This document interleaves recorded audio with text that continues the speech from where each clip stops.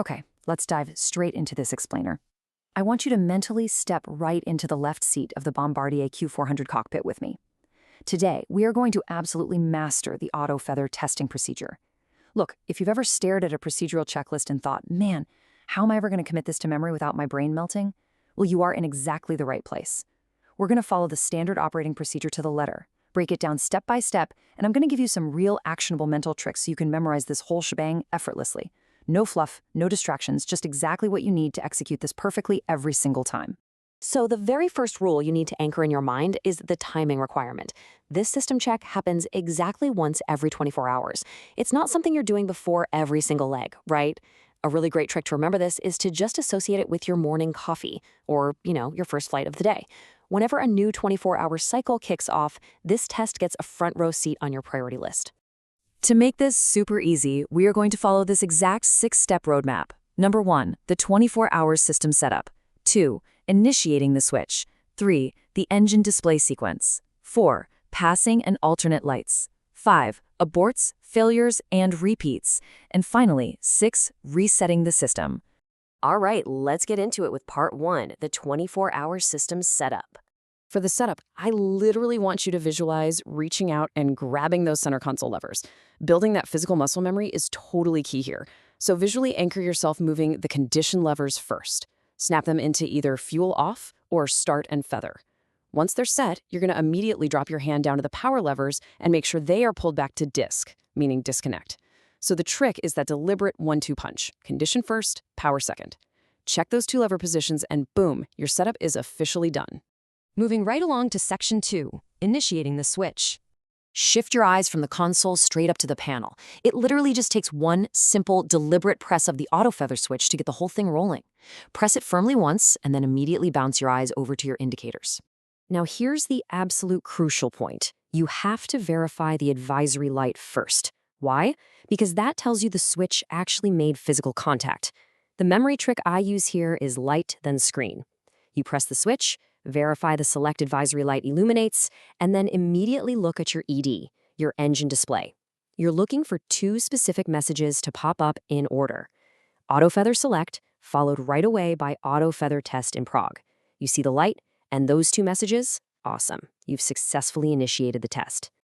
All right, buckle up for section 3, the engine display sequence. Now, a ton of info flashes on the screen here, so we're going to use a mnemonic trick to chunk it down.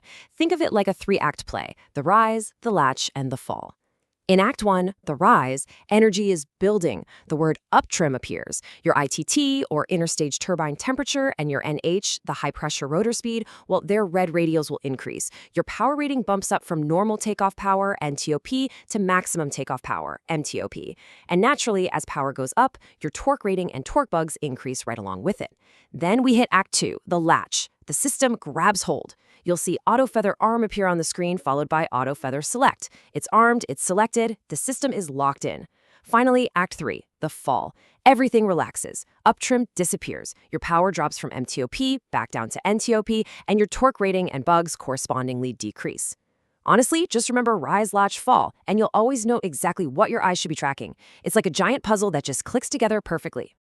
Okay, on to section 4, passing and alternate lights. You've watched the rise, latch, and fall, and now you want the golden ticket. This is the ultimate confirmation you're waiting for on the engine display: Autofeather Test Pass. When you see that, you can mentally check a giant green box. You nailed it.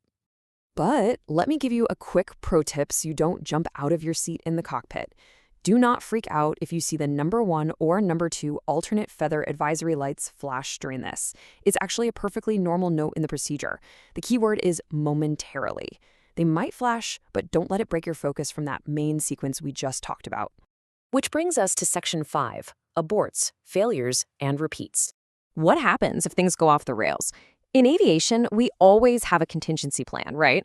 There are 2 big red flags you might see instead of that pass message. Either the system aborts early and you get Autofeather Test abort, or the system straight up fails the check and you see Autofeather Test failed. The good news? The logic branch here is ridiculously simple. If you see either abort or failed, your one and only prescribed action is to just repeat the test entirely. That's it. Don't overcomplicate it. Don't try to troubleshoot midstream. If it's not a pass, you just run it from the top.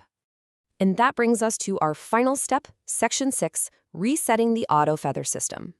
We've got our pass, so now we got to clean up our workstation and get the Q400 back to normal. The trick for this is just to think of it as the exact mirror image of how we started. So you press the Autofeather switch one last time, but instead of looking for the light to come on, you verify the select advisory light goes out. And instead of looking for the message to appear, you verify the Autofeather select message completely disappears from the engine display. Switch pressed, light out, message out. You are officially done. So before you actually step into the real cockpit, I want to challenge you. Can you close your eyes and recite that chunked sequence from memory right now? Can you visualize the physical feel of the condition and disconnect levers, see the rise, latch, and fall playing out on the screen, all the way to that final mirror image switch press? Try to run through those 6 buckets in your head today. Lock it in, and you'll be an absolute pro at this. You've totally got this.